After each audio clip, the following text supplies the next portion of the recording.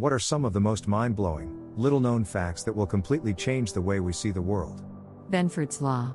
How large datasets of numbers behave in very predictable ways. It's one of the easiest ways to detect if a company is cooking its books. When dealing with a lot of large numbers, the first digit of the numbers follows a certain distribution pattern. It's used in fraud analysis, but can only really be used to flag accounts that an analyst should look closer at. It also should only really be applied when dealing with a large quantity of large numbers with a certain account, but I like to think of it in these simple terms. Imagine you love to read books and start reading new ones frequently, but rarely finish any. If you take the first digit of the page that you leave off on for all of those books, how likely would it be to start with a 1? Well, you could have left off on page 1, or 10 to 19, or 100 to 199, or 1000 to 1999, you get the idea. Of course, this follows for all of the other numbers, but for every book that you are able to read up to 900 pages, you would first have to read pages 1, 10 to 19, and 100 to 199. That's 111 chances that you could have left off on a page where the first digit is a 1.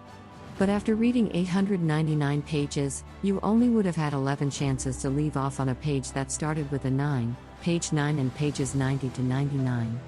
And how many of the books on your bookshelf even have more than 900 pages? Certainly most of them will have 199. This isn't Benford's Law itself, but I hope it does help clarify understanding how the distribution of first-digit values follows the pattern. Every element heavier than lithium had to be created in the core of a star. Every element heavier than iron had to be created by a supernova. So you do contain stardust. And supernova dust. But there's more. Hydrogen was created by or at the same time as the Big Bang. So there's a large part of you that predates stars. We have calcium in our bones, iron in our veins, carbon in our souls, and nitrogen in our brains. 93% stardust, with souls made of flames, we are all just stars that have people names. The furnace of the universe has been burning for a very long time. A female turkey can lay an egg that doesn't need to be fertilized by a male turkey, and the baby that hatches will always be a male. The part that really hung me up is where a Y chromosome is coming from. It turns out some birds and reptiles are backwards from mammals, where the female is the equivalent of Xi, with males having the equivalent of 20. But they don't call them X and Y chromosomes, they call them Z and W. Males are ZZ and females ZW.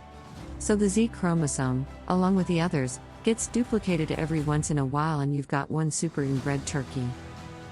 Grizzly bears in Yellowstone eat around 300,000 moths a month, and it accounts for 1/3 of their calorie intake, with some bears eating 40,000 a day on the high end. The moths congregate in scree and talus fields, large areas of small rocks on the sides of mountains, at or above the tree line. Thousands of moths can be found hiding in the rocks. The grizzlies will hang out and just munch away, easily eating dozens, even hundreds in a few minutes. Evolution goes on for 3.7 billion years and gives us bugs that can fly wherever they want, but instead choose to serve themselves up on a dinner platter to an apex predator that could get by hunting other animals that aren't tiny insects. If you stand in any planet or moon of the solar system and you look up, you'll see the same night sky as we see it from the Earth. Same constellations and all. That's how unfathomably far away the stars are compared to the planets. However, there's one exception. If you stand in Pluto and look up, you'll see that Proxima Centauri looks slightly off compared to its position from the terrestrial sky. That's how unfathomably far Pluto is as well. You always have more knowledge than you can put into words. You can never fully articulate, for example, all of the knowledge that you rely on in order to ride a bicycle. There is always some remaining knowledge that you're leaving unspoken. Polanyi's book Personal Knowledge blew my mind. Basic physical skills aren't learned by way of words to begin with. You learn to walk by doing stuff with your legs and your sense of balance until it works right, not by having it explained to you.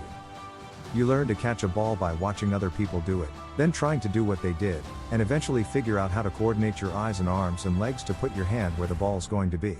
An explanation in words of what the skill is wouldn't really help you acquire it, and most people can catch a ball before they can solve differential equations anyway. Fun fact, most people instinctively do calculus in their head without knowing it. A person will judge the rate of speed that a car is traveling, and apply just the right amount of pressure to the brake to arrest forward momentum without causing a jerking motion. This can be expressed mathematically, but most people do it without thinking just due to muscle memory. Just how capable ancient humans were.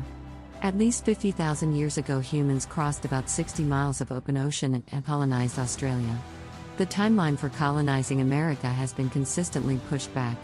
For tens of thousands of years, modern humans coexisted with other ancient hominids, essentially but not quite the same as us, but close enough to breed and produce viable, non-sterile offspring. I find it absolutely mind-blowing to think about. 50 years ago, we sent a machine with some rockets, a computer weaker than your current phone, and an antenna. That machine is now way over the orbit of Pluto and leaving the heliosphere. The Voyager program is the first form of solar system matter to be so far away from its home planet. And we did that 50 years ago. The compute power on Apollo is lower power than a chip, which is included in many USB-C chargers. Cheetahs aren't big cats. They are very large small cats. The difference between them is roaring and purring. Big cats are of the Panthera genus, and possess the ability to roar. Little cats are of the Felinae subfamily, and have the ability to purr. The clouded leopard is in neither, and thus lacks both. It is also believed to be the bridge between big cats and little cats. Around 10,000 years ago, cheetahs went through a massive population bottleneck. It was so bad, in fact, that the number of surviving cheetahs dropped below the threshold needed to maintain genetic diversity. As a result, all cheetahs alive today are essentially extremely inbred. All living cheetahs are now so genetically similar that, if you were to pick two random cheetahs out of the wild and perform an organ transplant from one to the other, there is little to no worry for rejection, so no need for anti-rejection meds. Sharks on Earth for longer than there have been trees. And the dinosaurs evolved in a world where there was no grass and no flowers. Both grasses and flowering plants first appeared toward the end of the age of dinosaurs. Before that time, the vegetation landscape was dominated by ferns and cycads and conifers. Many grasshoppers actually predate most grasses. So they were at some point just groundhoppers. It took humans less than 66 years from first discovering the flight, 1903, to landing a man on the moon, 1969. Think of it like this. Building a raft is easy and requires only a rudimentary knowledge of physics and engineering. And a raft can get you far. You can cross most rivers, and if you have an especially well-built one, you can even cross the English Channel on a good day. But that's where it ends. You can't cross the Atlantic Ocean on a raft. To do that, you need an actual ship. And a ship isn't just a bigger raft, you need a lot more physics to understand buoyancy and a lot better engineering skills to make one. Plus the logistics of carrying food for the trip and navigating without seeing land, etc. It requires so much more stuff that the difference is night and day. This is where we are with space travel. Our raft got us to the moon, but that was about it. To start having actual functioning colonies on Mars or something, we need a hell of a lot more stuff than just a bigger rocket. The US military, through much trial and effort, has determined a minimum intelligence level required to comprehend and perform the most basic tasks through boot camp, like folding your clothes neatly, paying attention to fold points and creases, and storing them neatly in your locker. How to lace your shoes, how to assemble a rifle, etc. And fully 10% of the US population fails to meet this minimum level. Large amounts of children were born from most families in the past due to a horrible rate of infant/child mortality. Nearly everyone had outlived one or more of their children. That's horrifying. What we consider the most base of basic medical science, that we teach our young children, has saved countless lives and families. Ignaz Semmelweis, a Hungarian doctor, is known as the pioneer of hand washing. In 1847, he proposed hand washing with chlorinated lime solutions at Vienna General Hospital's first obstetrical clinic, where doctors' wards had 3 times the mortality of midwives' wards. The maternal mortality rate dropped from 18% to less than 2%. And then he was made a pariah for trying to spread this knowledge. He was ostracized by the medical community and eventually committed to an asylum, where he died after being beaten by the guards. A quote by Carl Sagan. "Look again at that dot. That's here. That's home. That's us. On it, everyone you love, everyone you know, everyone you ever heard of, every human being who ever was, lived out their lives. The aggregate of our joy and suffering, thousands of confident religions, ideologies, and economic doctrines, every hunter and forager, every hero and coward, every creator and destroyer of civilization, every king and peasant, every young couple in love, every mother and father, hopeful child, inventor and explorer, every teacher of morals, every corrupt politician, every superstar, every supreme leader, Every saint and sinner in the history of our species lived there on a mote of dust suspended in the sunbeam. Thank you so much for watching and listening to this video.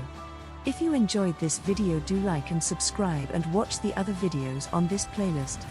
Have an absolutely amazing day today, friend, and I will see you on the next one.